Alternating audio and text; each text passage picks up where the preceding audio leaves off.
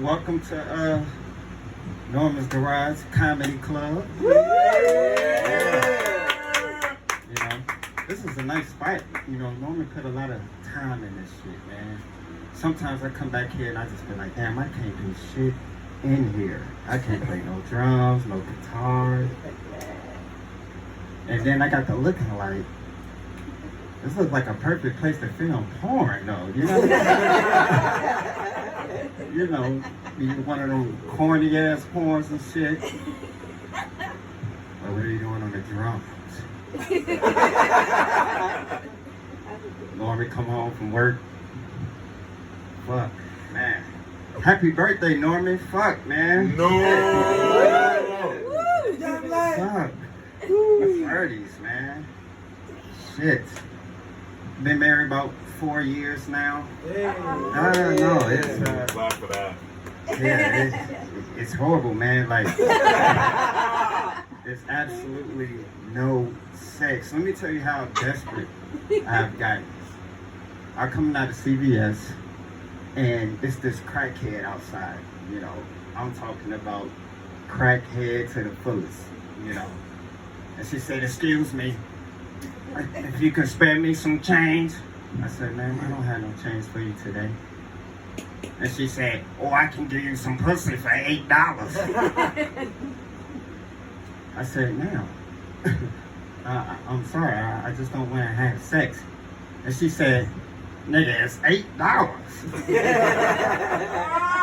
And I thought about it. I was like, well, I do got a 10 on me.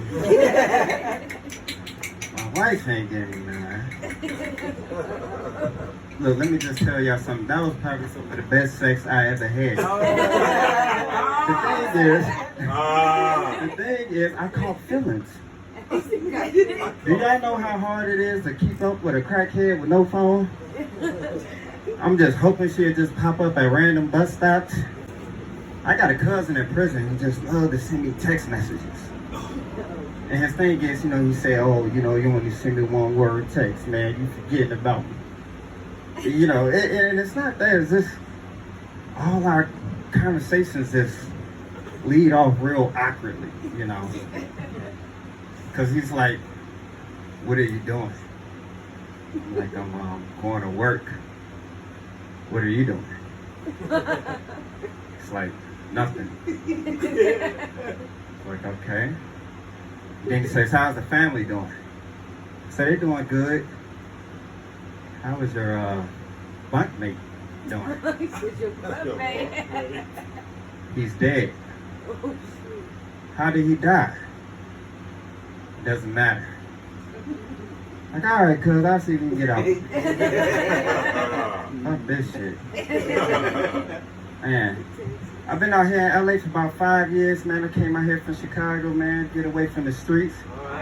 Just to come back to the streets. Man, these niggas shoot every day over here.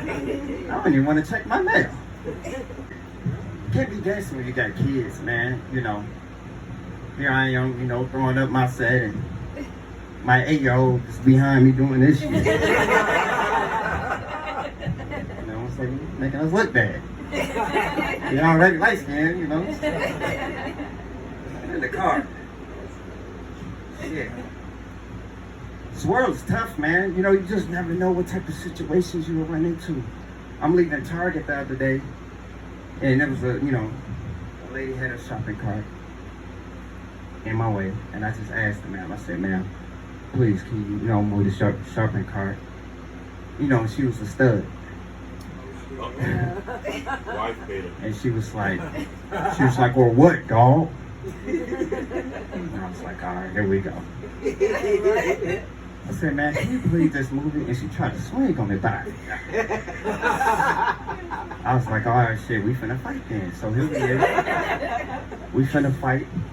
I guess she called some other stud homies. They all pulled up. I heard one of them say, "Nigga, get the strap." I said, "Nigga, what strap?" "What strap are you talking about?" "Y'all can have this fight. Fuck that guy." I just don't know, man. I can't keep up. You know, everybody's so sensitive. I'm walking down the street. I come out the store. I said, nice, beautiful lady. I said, hey, how you doing, beautiful? She said, beautiful. I said, yeah, what's the problem? She said, what makes you think you can approach me that way? I said, I'm sorry. Is there a way we can meet up later? She said, no. What do you think you would? You just go around, just talk to any type of female the way you want to? I am a feminist.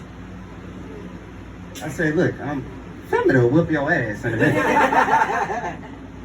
Better tone that shit down. I'm just not new. You know what? I'm just not with the new 2021 shit. Is all I'm saying. You know, everything. Somebody asked me, what do I identify as? I said, I'm a nigga. Isn't it obvious? Do you need to see the police arrest me?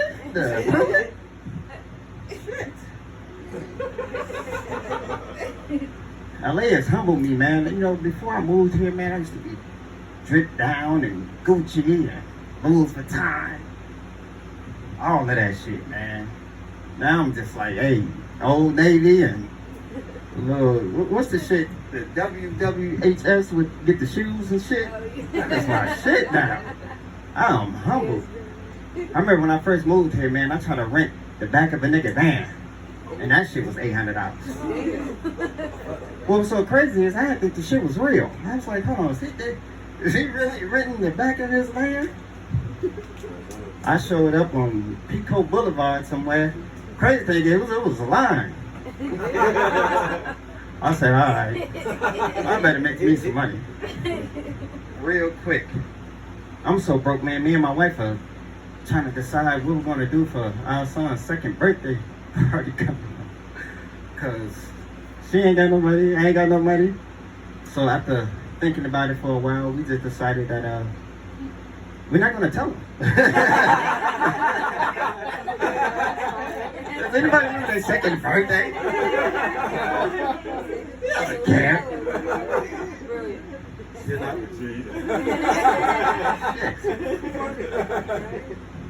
Strip clubs are changing, man. It's just like, you know, I'm not a real strip club guy. I'm too shy, you know. But I go, you know. I went to some strip club back in Chicago. It's called Arnie's, man. It is a hole in the wall. You know, I go into the strip club. I got about $36 on me, I'm not gonna lie, you know. I'm not about to be in there making it rain, nothing. Cause I did all of that. Yeah. Some girl come up to me, you know, she's like, hey, sweetie, you wanna dance? I'm like, no, I'm okay. She's like, you sure? I'm like, no, That nigga's dance. You sure? The dance is everything. I'm like, no, I'm straight. It was so crazy. She was like, okay, then she started twerking. I was like, look, I only got about $36, 36 cents on me. She said, honey, I take coins too. So I put a quarter in the asshole. And the pot came out. What was so crazy, it was cold. I was like, how is it cold? There was another brother next to me like, nigga, give me a Pepsi. I was like, well, this is the shit.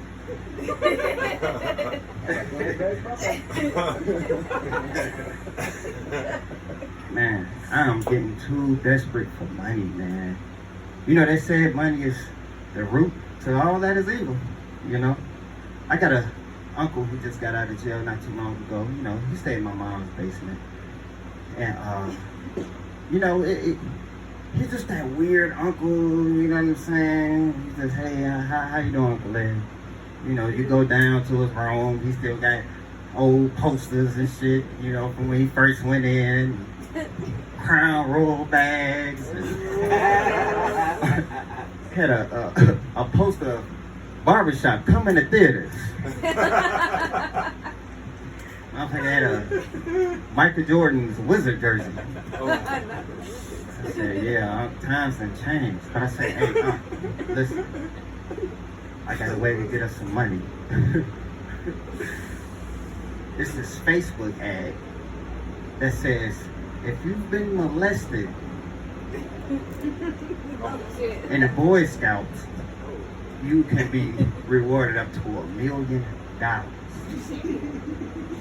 I said, check this out. All I need you to do, I'm gonna go to court. Look, they're gonna ask you some questions. Don't get all dramatic, alright? You know what I'm saying? So, we get to court, $1 million right there. And 5 minutes of court, because they're not really checking the case, they're just handing the money out. All we gotta do is just keep up with the damn story. You know, judge asked us to come up, and he said, Cassidy, can you please tell me what happened? I said, look, all I know, I was about 9 years old. My uncle, he touched me. And that's it. And the judge said, is that it? And I said, yes. And he said, Larry Davis, is this true?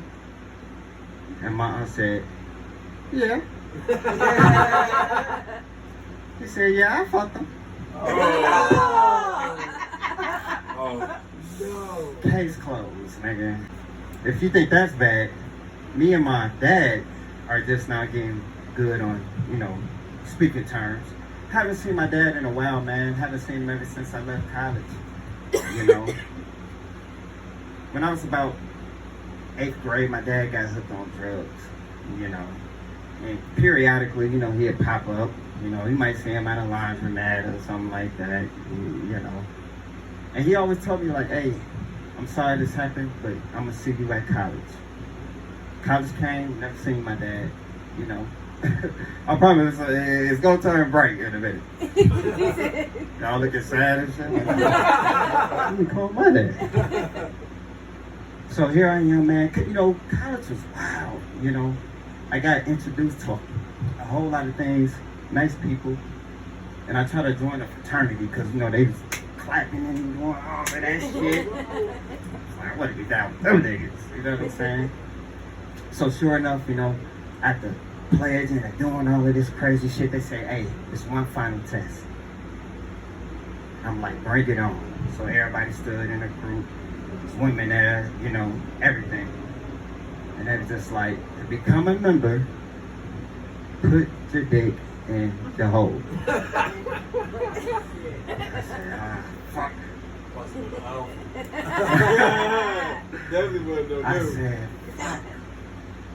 So I put my dick in the hole. And let me just tell y'all, it was some of the best head I ever had in my life. After it was over, everybody, you know, clapped. And I was part of the squad. And they say, do you want to meet this mystery person? I said, hell yeah. And they said, well, look behind the curtain. And I said, Dad. Oh, no.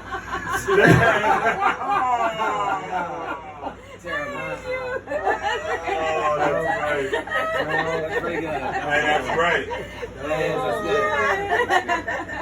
Dad, what are you doing here? Son, I'm sorry. They told me that you need help. What are you just doing back here? All right, that's my time, man. I appreciate y'all. I love y'all, man. Happy birthday, Norman, man. Y'all take